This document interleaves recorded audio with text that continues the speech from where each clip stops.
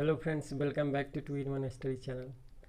आज हम लोग देखेंगे एसएससी का CHSL पेपर जो प्रीवियस ईयर है उसका सॉल्यूशन यानी कि डिस्कशन।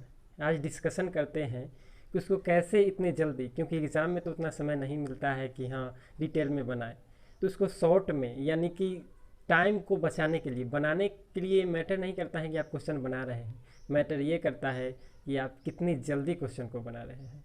तो देखिए कैसे बनाते हैं इस तरीक़ा से। तो क्वेश्चन नंबर 1 को देखते हैं। जो CHSL पेपर जो है प्रीवियस ईयर, ये 10 मार्च 2018 को शिफ्ट 1 का क्वेश्चन है। तो पहला क्वेश्चन है कि वह संख्या ज्ञात करे जो 19 से उतना ही बड़ा, 49 से उतना ही बड़ा है जो 95 से छोटा है। यानी कि एक संख्या है जो 49 से उतना ही बड़ा है जो 95 से उतना ही छोटा है। इसका मतलब ये संख्या ज्ञात करना है, बीच वाला संख्या है, जितना इससे बड़ा है उतना इससे छोटा है, तो बीच वाला संख्या निकालना है। तो बीच वाला संख्या निकालने को क्या कहते हैं? औसत ही तो कहते हैं। ये औसत यानी कि 95 और 49 को जोड़ दीजिए। 95 जोड़ 49 बराबर होता है 4। औसत निकालने के लिए 2 से भाग दे। 49 और 95 को जोड़ क्या 2 से भाग देते हैं, तो 9 5 14 और 9 4 13 1 14, 144 बटा 2 यानी कि 72 वो संख्या है। तो 72 वो संख्या है। तो दूसरा देखते हैं, दूसरा क्वेश्चन देखते हैं कि 2 minus 2z plus Z square into 2 plus Z, 2 plus 2z minus Z square का मान ज्ञात करना है। इसका मान ज्ञात करना है जब दे दिया है जब 2 प्लस 2 जेड प्लस 2/z बराबर 2 हो। तो इसको सॉल्व कर लेते हैं। सबसे पहले सॉल्व करेंगे तो क्या हो जाएगा, जेड स्क्वायर बाई प्लस 2 बटा जेड बराबर 2 आ जाएगा। यानी कि हो जाएगा जेड स्क्वायर प्लस 2 बराबर 2z आ जाएगा। यानी Z square minus 2z plus 2 बराबर कितना आ गया, 0। Z square minus 2z plus 2 बराबर कितना आ गया, 0। तो यहाँ अगर मतलब यहाँ मान इसका पुट करेंगे तो यही ना है, Z square minus 2z plus 2 का मान कितना आ गया, 0। 0 इंटू ये लिखेंगे 2 plus 2z minus Z square, गुना करेंगे तो कितना आ जाएगा, 0। यानी किसी भी संख्या में 0 से गुना करने पर उसका मान भी 0 आ जाता है। तो देखते हैं अगला क्वेश्चन, इसका आंसर 0 हो जाएगा।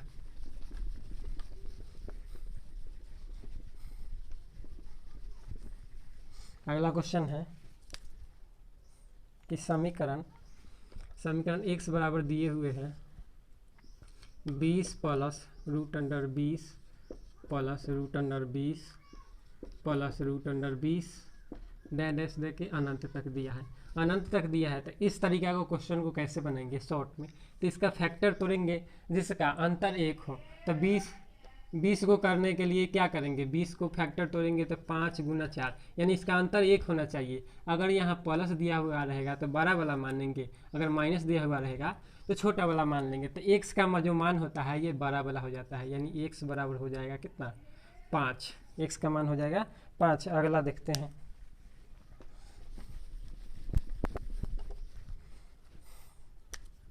अगला क्वेश्चन है एक समबाहु त्रिभुज के तीनों शीर्षों को घेरने वाले वृत्त की त्रिज्या 12 सेंटीमीटर है। तो समबाहु त्रिभुज की ऊंचाई निर्धारित करें। यानी एक समबाहु त्रिभुज है, समबाहु त्रिभुज के तीनों शीर्षों को घेरने वाले वृत्त की त्रिज्या 12 सेंटीमीटर है। इसका मतलब ये दे दिया है, ये इसका त्रिज्या दे दिया है 12 सेंटीमीटर, यानी यहाँ से यहाँ 12 सेंटीमीटर दे दिया है। तो कह रहा है कि समबाहु त्रिभुज की ऊंचाई याद करें।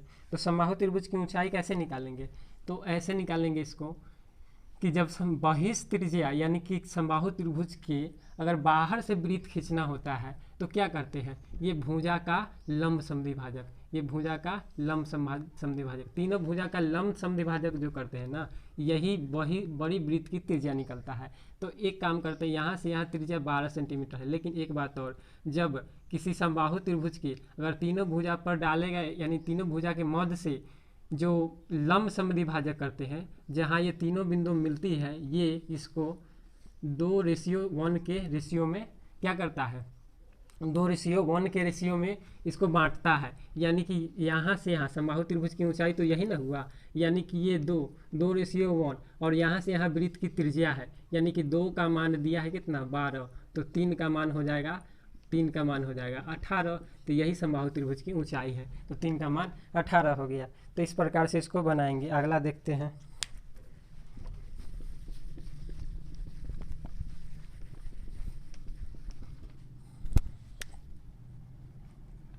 कह रहा है कि P 350 है, P है 350 और Q बराबर दे दिया 600।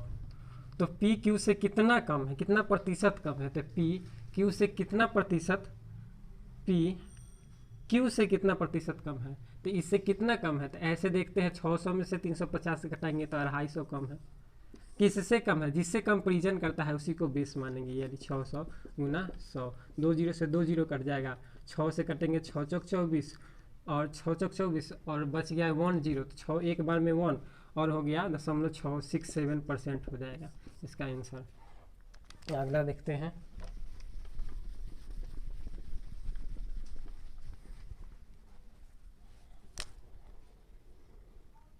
यानी कह रहा है दो संख्याओं का अनुपात 5:4 है, इन दोनों संख्याओं का योग 180 है, तब छोटी संख्या ज्ञात करें। यानी कि 180 है, इसको 5:4 के रेशियो में बांटा गया है, तो सबसे बड़ी संख्या क्या है, तो 5 और 4 9, यानी कि 9 का मान दे दिया है कितना 180, यानी संख्या में 180 है लेकिन रेशियो में कितना है 5 और 4 9। तो बड़ी संख्या क्या, छोटी संख्या ज्ञात करें, तो छोटी संख्या क्या है 4 का मान हो जाएगा 180 और बटा 9 गुने 4, 9 दूना 18 हो गया, यानी 20 हो गया, 20 चौक 80 हो जाएगा इसका आंसर। तो इसको इस प्रकार से सॉल्व करेंगे। अगला देखते हैं। अगला क्वेश्चन कह रहा है 31x यानी 31x प्लस 31y बराबर दे दिया है 403। 31x प्लस 31y बराबर दे दिया है 403। तो कह रहा है कि x और y का औसत क्या है, तो औसत पहले 31 कॉमन आ जाएगा, x जोड़ y बराबर हो गया 403। तो 31 से इसको काट देंगे तो कितना बार में कटेगा, तो 31 से काटेंगे तो कटेगा 31 से 13 बार में, कितना 13 बार में। तो x प्लस वाई बराबर कितना आ गया 13, यानी योग आ गया, x प्लस वाई का योग आ गया। औसत निकालने के लिए क्या करते हैं, दोनों को x और y को जोड़ कर 2 से भाग देते हैं तभी तो औसत निकलता है। औसत का क्या मतलब है कि संख्याओं का योग अब बटा उससे भाग देते हैं, यानी कि जो संख्या है उससे भाग देते हैं। तो संख्याओं का योग कितना है 13 और औसत निकालने के लिए वही उसी संख्या से भाग देते हैं, यानी कि कितना संख्या है, एक संख्या 2 संख्या, यानी कि संख्याओं का योग बटा जितना संख्या है, तो 2 से भाग देंगे तो 6.5 आएगा। तो 6.5 आ गया। आगे देखते हैं। अगला क्वेश्चन है कि दो नल पी और क्यू क्रमशः 24 घंटे और 18 घंटे में एक टैंक को भर सकते हैं। यानी कि पहला नल पी है और दूसरा क्यू है, तो ये 24 घंटे और 18 घंटे में भर देते हैं। तो इसका एलसीएम ले लेते हैं। 24 18 का मतलब एलसीएम आएगा 18 दूना 36 18 चौक 72, यानी कि 72 एलसीएम आ जाएगा। यानी कि टाइम हो गया, इफिशियंसी इसका क्षमता क्या होगा 24 3 72 18 चौक 72। कह रहा है कि यदि ये दोनों नल सुबह 11 बजे खोले जाते हैं, यानी कि 11 बजे खोले गए और टैंक पूरी तरह से सुबह 2 बजे भर गया, यानी कि सुबह 2 बजे भर गया, यानी कि 11 से 11 12 1 2, यानी कि 2 बजे भरा, यानी कि पीएम हो गया, आई हो गया एएम। 11 से 11 कितना हो गया 12 घंटा हो गया, 12 1 2, यानी कि 12 2 14 घंटा, 11 से 11 1 12 11 12 1 2, यानी कि 3 घंटा हो गया, यानी कि टोटल कितना लग गया 15 घंटा इसको भरने में लग गया। यानी कि 11 बजे खोले जाते हैं तो सुबह 2 बजे भरने के लिए, सुबह 2 बजे भरने के लिए, यानी 15 घंटा में भरने के लिए नल पी को पूरी तरह से किस समय पर बंद किया जाता है। तो नल पी को इसको कितना बजे बंद करेंगे, तो सबसे पहले देखेंगे कि पूरा कौन चला है, यानी कि क्यू पूरा चला है। क्यू कितना चला है 15 घंटा, यानी कि क्यू जो चला है कितना 15 घंटा में कितना भर जाए 4 क्षमता है, 1 घंटा में 4 यूनिट भरेगा, तो 15 घंटा में कितना 60 यूनिट भरेगा। अब 72 यूनिट भरना था तो कितना भर दिया, 7 घंटा ये अकेले भर दिया। अब 7 घंटा भर दिया है लेकिन साथे चला है, तो इसको कितना देर चलाना होगा, पी कितना देर चला होगा। इसका मतलब है जो बचा कितना 72 माइनस 60 हो गया, यानी कि 12 यूनिट भरना था। 12 यूनिट कौन पी चला है, यानी पी 12 यूनिट भरने के लिए चला है। तो ये 1 घंटा में 3 यूनिट, 1 घंटा में 3 यूनिट भरता है। तो 12 यूनिट भरने के लिए कितना, 12 यूनिट भरने के लिए पी का समय होगा 12/3, यानी कि 4 घंटा चला होगा। यानी कि 11 बजे चला होगा, 11 4 2 जोड़ लीजिए, 11 12 1 2 3, यानी कि 3 बजे इसको बंद कर दिया होगा। 3 बजे बंद कर दिया होगा तो पूरा नल भर गया समय से। अगला क्वेश्चन देखते हैं।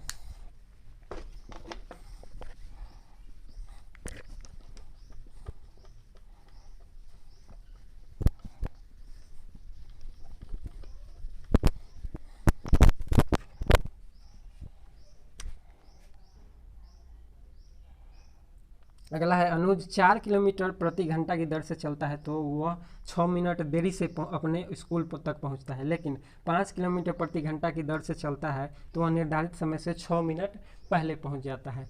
तो ये चीज़ रेशियो पर भी बना सकते हैं। तो पहले इसको देखते हैं, जब समय सेम रहता है ना, जब दूरी सेम रहता है तो दूरी बराबर होता है पहला चाल, यानी कि S1 गुना S2 बटा S1 माइनस S2 गुना समय, यानी कि T। अब T क्या है, T है टाइम का डिफरेंस। यानी कि एक चीज़ समझते हैं कि 6 मिनट देरी से पहुंचता है, ये घड़ी है तो 12 बजे, यानी 12 बजे पहुंचना था, 6 मिनट देरी से पहुंचता है जब 4 की स्पीड से पहुंचता है, 6 मिनट देरी से पहुंचता है, यानी कि 4 की चाल से चलता है तो 6 मिनट देरी पहुंचता है, यानी कि ये इस समय पहुंचता है ये। और क्या करता है, 5 किलोमीटर प्रति घंटा चलता है तो ये 6 मिनट लेट से पहुंचता है। इसका मतलब 6 मिनट पहले पहुंचता है, तो 6 मिनट पहले पहुंचता है। तो ये डिफरेंस कितना का आ गया, 6 इधर और 6 इधर, यानी कि 12 आया, यानी कि 12 मिनट का डिफरेंस हो गया। तो ये फार्मूला होता है दूरी का, जब दूरी समान रहे तो दूरी बड़ा होता है पहला चाल, यानी कि 4 गुने 5 बटा चालों का अंतर, ये नहीं कि S1 माइनस S2, चालों का अंतर, यानी कि जो बड़ा में से छोटा वो घटाना है, यानी कि 5 माइनस 4 गुना समय कितना आया है तो 12। ये चूँकि ये क्या किलोमीटर प्रति घंटा है, ये मिनट है, तो इसको घंटा में चेंज करने के लिए 60 से भाग देंगे, तो 12 × 5 = 60 और 5 से 5 कट गया, कितना आ गया 5 में से 4 गया 1, यानी कि 4 किलोमीटर था। इसको एक तरीका से और बना सकते हैं, रेशियो से बना सकते हैं इसको, यानी कि चाल का 4 किलोमीटर था, 5 किलोमीटर 4 से गया, तब ये 4 से गया है तो इसको लेट हो गया है 6 मिनट। तो ये हो गया स्पीड का रेशियो। अब टाइम का रेशियो निकालने के लिए जब दूरी समान रहे तो टाइम का रेशियो का उल्टा होता है, स्पीड का रेशियो का उल्टा होता है टाइम का रेशियो, यानी कि 5:4 हो गया। अब देखिए समय में कितना यूनिट का डिफरेंस हुआ था, कितना 1 यूनिट का हुआ, लेकिन समय में कितना का डिफरेंस हुआ ये रेशियो में, तो 1 यूनिट का, लेकिन एक्चुअल समय में कितना का हुआ तो 12 का हुआ, 12 मिनट का। 1 यूनिट का मान 12 मिनट है, तो एक्चुअल समय क्या था तो 12 × 25 = 60 मिनट, यानी कि एक्चुअल 4 से चलता है, 4 का किलोमीटर प्रति घंटा से, तो 60 मिनट लगता है, यानी कि उसका चाल क्या हो गया, चाल बराबर होता है दूरी बराबर होता है चाल गुना समय। तो चाल कितना था 4 और समय कितना 60 मिनट, यानी कि 1 घंटा, यानी कि 4 किलोमीटर, यानी कि रेशियो से भी इसको बना सकते हैं। तो अगला देखते हैं क्वेश्चन।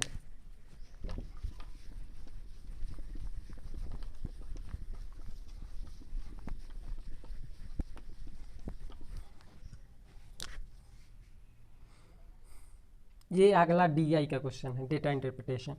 कह रहा है, इसको ऐसे ही समझिए, यहाँ की किस वर्ष विशिष्ट के साथ उत्तीर्ण छात्रों की संख्या पिछले वर्ष के उत्तीर्ण छात्रों की तुलना में कम थी, यानी कि वो पिछले की तुलना में कम है। तो देखते हैं कि 2013 में देखते हैं, 2013 में 2012 से कम है, 2012 से उत्तीर्ण छात्र कम है, एक और है, एक हो 2015 और 16 में, 2016 में है, 2015 की अपेक्षा कम है। तो 2 आंसर आएगा, 2013 और 2016, क्योंकि 2016 ऑप्शन में नहीं है तो 2013 ही होगा। अगला देखते हैं, अगला कह रहा है कि 2012 की विशिष्ट के साथ उत्तीर्ण होने वाले छात्रों की संख्या 2011 में विशिष्ट के साथ उत्तीर्ण होने वाले छात्रों की संख्या से कितनी अधिक थी, तो वो परसेंटेज में कह रहा है। तो 2012 में देखते हैं कितना उत्तीर्ण हुआ, तो कितना है 7000। 2012 में 7000 हुआ, यानी कि 2012 लिख देते हैं 7000। और 2011 में, तो 2011 देखते हैं, 2011 में कितना है 2000, कितना है 2000। तो कह रहा है कि इससे कितना अधिक है, तो कितना अधिक है 5000 अधिक है। जिससे अधिक है उसको नीचे लिखेंगे और गुना 100। तो ये 3 जीरो से 3 जीरो कट गया, ये 2 से कट गया 50 बार में, तो 50 25 यानी 250% अधिक है। आगे देखते हैं।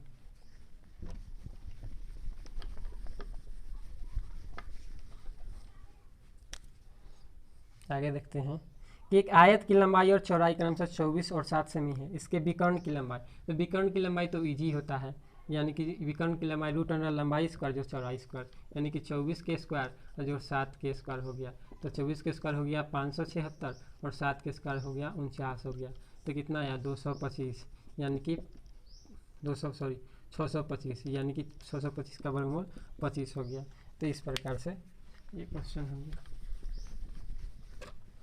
अगला देखते हैं 10.5 सेमी त्रिज्या वाले वृत्त की परिधि निम्न में से ज्ञात कीजिए। वृत्त की परिधि होता है 2πr, 2 गुने 22/7 गुने 10.5 को लिख सकते हैं ना 21/2, 21/2।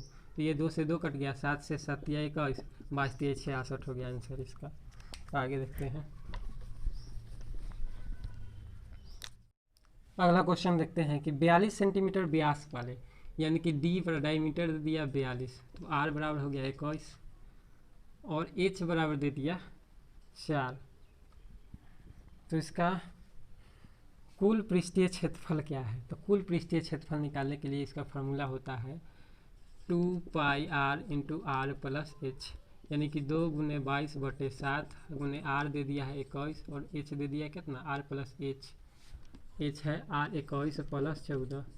तो 2 गुना 22/7 गुना 21 गुना कितना 35, 7 से 5 बार में काट लेंगे, यानी कि 22 में 21 से गुना करेंगे तो 22 एक बार में 22 दूना 44, 22 एक बार में 22 के 2 हासिल 2, 22 दूना 44 और 2 46 आया।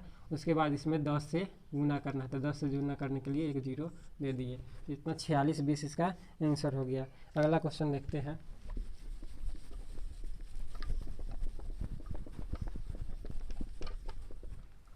चलिए देखते हैं अगला क्वेश्चन कि त्रिभुज PQR में Q समकोण है, तो PQR बना लेते हैं।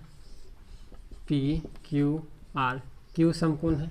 अब दिया है cos P बराबर 5/13, यानी कि ये दे दिया cos P, ये थीटा दे दिया, तो थीटा के सामने को बोलते हैं लंब यानी कि P, और 90 के सामने को बोलते हैं कर्ण यानी कि H, और बच गया से बेस हो गया।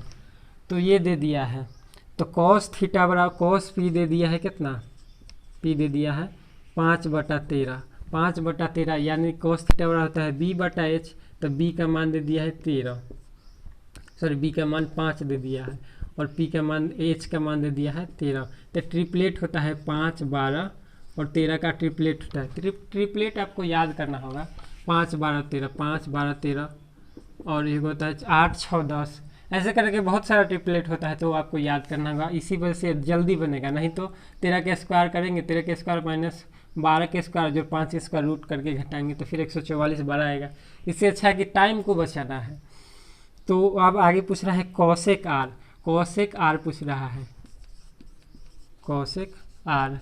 तो कॉसेक आर करने के लिए क्या करेंगे, अब थीटा इसको मानना है, तो ये थीटा के सामने लंब ये हो जाएगा, यानी कि अब लंब इसको मानना है। तो कॉस थीटा बराबर होता है H/P, कॉसेक थीटा बराबर होता है H/P, तो H तो वही रहेगा 13 और P क्या हो जाएगा, यही थीटा के सामने लंब यही 5 हो जाएगा, तो 13/5 आपका आंसर हो गया। चलिए आगे देखते हैं कि वह बिंदु जिस पर लंबवत द्विभाजक त्रिभुज की भुजाओं को प्रतिच्छेद करता है उसे किस रूप में जाना जाता है। तो त्रिभुज है, भुजा के लंबवत समद्विभाजक करता है, यानी कि दो भाग में तो होना चाहिए लेकिन लंब होना चाहिए, और इससे भी ये लंब होना चाहिए ये, और इससे भी लंब होना चाहिए, तो इसको क्या कहते हैं? तो इसको कहते हैं परिकेंद्र। क्या कहते हैं? परिकेंद्र। यानी कि कोण को समद्विभाजक करता है तो अंतः केंद्र होता है, लेकिन भुजा के समद्विभाजक करता है और जिस तीनों बिंदु पर करता है उसको बोलते हैं परिकेंद्र। तो आंसर क्या हो जाएगा? परिकेंद्र।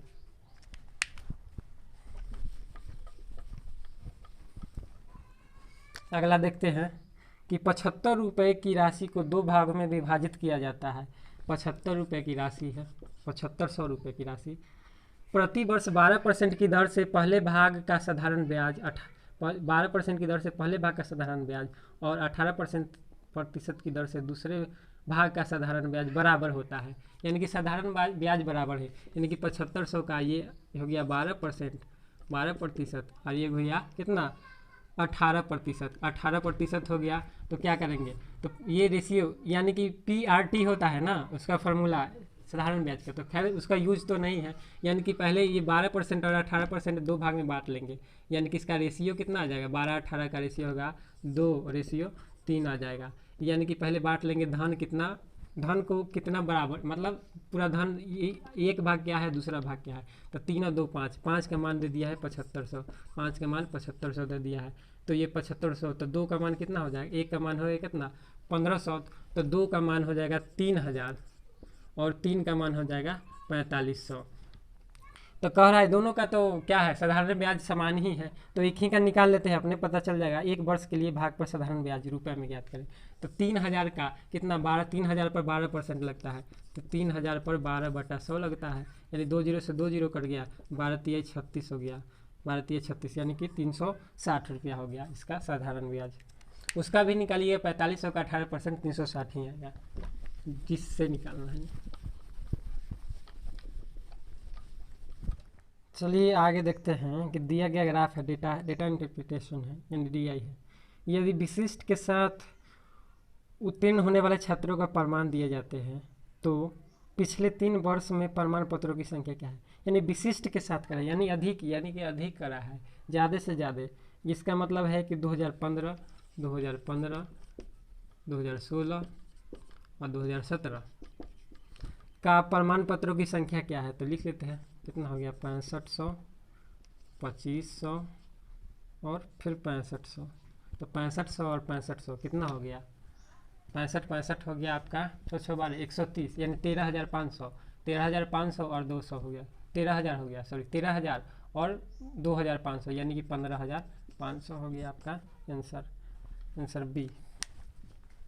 आगे देखते हैं कि ताजिम अपने वेतन का 1/5 भाग दोस्त पर, 1/5 भाग फ्रेंड पर करता है और 1/10 भाग आवास पर, रेसिडेंस पर, और उसके बाद 1/4 भाग बचाता है, इनकी बचत हो गया, बचत।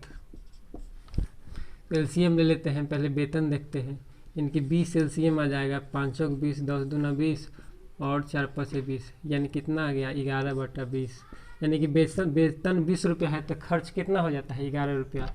वेतन 20 है तो खर्च कितना हो जाता है? 11 रुपया, यानी कि 20, 11, वेतन, बचत और खर्च। तो वेतन 20 है, खर्च हो गया 11, तो बचाया 9। तो कह रहा है कि यदि बटुए में 1800 रुपया है तो 1800 रुपया क्या है? उसका बचा है ना, यानी 9 का मान दे दिया है, कितना? 1800। तो 9 का मान दे दिया तो वेतन निकाल लेंगे, कितना? 20 का मान हो गया 1800 और बटा 9 अगुना 20 हो गया, तो काट के निकालेंगे, 2 बार में कट जाएगा, कितना? 4000। तो कह रहा है क्या कि उसके आवास और बचत पर कुल खर्च ज्ञात करते हैं, आवास पर और बचत पर, यानी 1/10 और 1/4 का मान ज्ञात करेंगे। 4000 गुने 1/10 और जोड़ 1/4, यानी कि एलसीएम ले लेंगे तो 10 और 4 और 10 एक बार में, और 4 और 10 का एलसीएम आ जाएगा कितना? 20 आ जाएगा, तो 10 दूना 20 और 20, यानी कि हो गया 7/20, 7/20, यानी कि 20 से कट जाएगा 2 बार में, और 7 दूना 1400 आंसर आ गया इसका। तो 1400 हो गया इसका आंसर। आगे देखते हैं,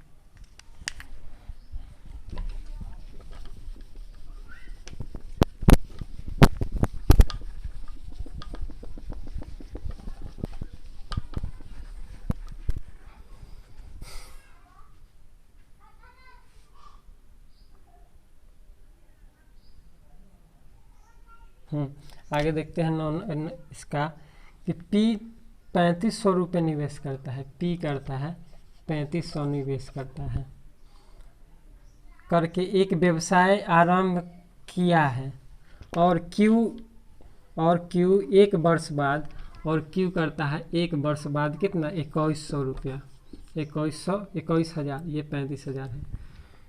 तो ये किया, ये एक वर्ष बाद किया और ये शुरू से किया, जुड़ गया व्यवसाय शुरू होने के 2 साल बाद। इसका मतलब है कि ये 2 साल चला और ये 1 ही साल चला, क्योंकि 1 साल बाद चला है। तो व्यवसाय शुरू होने के बाद तो उन्होंने 2600 रुपये का लाभ अर्जित किया। तो पी का हिस्सा ज्ञात करें। तो एक काम करते, ये 0 से 3 0 से 3 0, 7 5 35 और 7 21, यानी कि 10 रेशियो आ गया 3। पी का हिस्सा 10 हुआ और क्यू का हिस्सा 3 हो गया। लेकिन 13, यानी कि कुल लाभ दिया है कितना 2600, 13 का मान दे दिया है 26,000। तो ज्ञात करना है पी का हिस्सा ना। तो पी का मान क्या है, पी का हिस्सा कितना है 10, तो 10 का मान निकालना है 26,000 अब बटा 13 गुना 10। तो 13 दूना 26 कितना हो गया 20,000। 20,000 इसका आंसर आ गया। आगे देखते हैं अगला क्वेश्चन कि एक कैलकुलेटर है। अगला क्वेश्चन है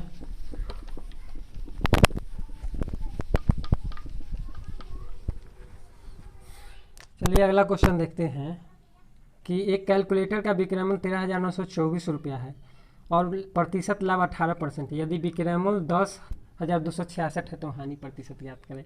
तो इसको पहले क्रयमूल्य निकालेंगे, क्रयमूल्य निकाल कर फिर क्रयमूल्य निकालने के बाद फिर विक्रयमूल्य देखेंगे कितना है, उसके बाद हानि निकालेंगे। तो ये थोड़ा लेंदी हो जाएगा। तो ऐसा करते हैं ना कि 13,924 में बेचने पर 18% का लाभ होता है। इसका मतलब 118 का मान है, 18% का मान है। तो 10,266 ये कितना परसेंट है, यही परसेंट ज्ञात करना है।